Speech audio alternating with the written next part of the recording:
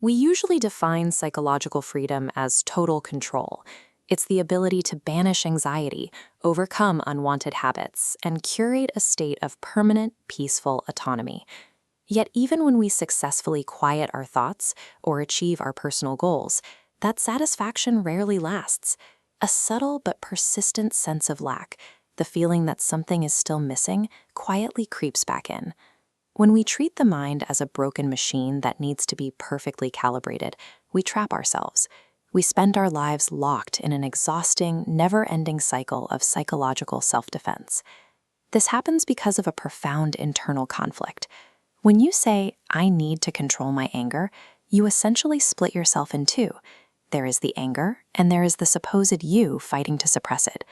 The 20th century philosopher Jiddu Krishnamurti challenged this division by stating that the observer is the observed.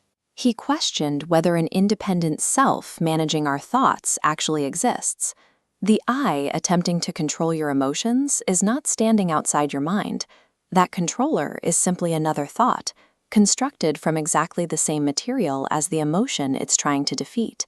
One fragment of the mind is simply assuming authority over another, which raises a rather uncomfortable question.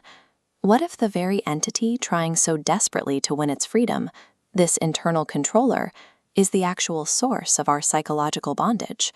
To answer that, we have to look at how identity forms in the first place. From childhood, we accumulate a massive storehouse of data: our language, cultural expectations, memories, and the labels society assigns to us. There is nothing inherently wrong with this data. It is a highly practical toolkit. We need this accumulated knowledge to communicate, navigate society, and simply function in the world. The error occurs when consciousness becomes exclusively identified with this toolkit. Our awareness superimposes these limitations upon itself and falsely declares, "This is who I am." Once awareness shrinks to a personal biography, suffering becomes inevitable. This constructed I feels deeply vulnerable, forcing it to draw strict boundaries and fiercely defend its fragile image. Our distress doesn't come from having thoughts, memories, or social roles. It comes entirely from our absolute, defensive identification with them as our ultimate identity.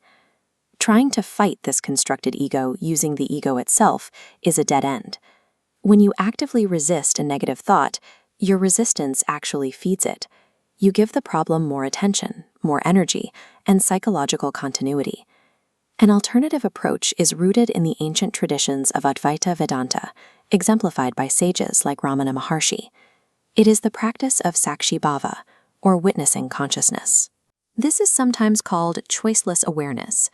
It means perceiving the movements of the mind, the sudden spike of jealousy, the wave of fear, purely as passing events. You observe them without judging them, trying to alter them, or claiming them as your own. This creates a radical shift in attention. Instead of remaining absorbed in the known, the endless stream of thoughts, your focus turns toward the knower. You recognize the open awareness that makes experiencing those thoughts possible. You discover you are not the continuously changing contents of your mind. You are the constant, luminous ground through which they appear. So, what actually happens to daily life when this I thought is exposed as an illusion? How do you function in the real world? Your mind doesn't evaporate, and you don't become an emotionless zombie. You still remember your name, your skills, and your history. The difference is that the mind is cleansed of the compulsive need to protect a fragile, artificial self-image. This is true psychological liberation, what is often called freedom from the known. Instead of operating as a hostage to past conditioning and inherited memories, you exist as open, unconditioned awareness. The ego doesn't have to be violently destroyed. It simply takes its proper, secondary place. It steps down as the supreme master of your consciousness and becomes a highly resonant, functional instrument used to interact with the world.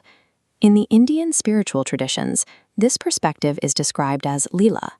Everyday life, with all its diversity and interpersonal friction, is seen as a beautiful, dynamic play of consciousness.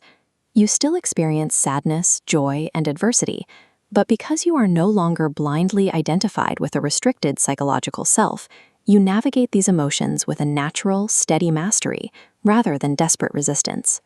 The exhausting, lifelong struggle to free the character in the story finally comes to an end. You stop fighting the plot because you remember that you are not merely the character playing a role.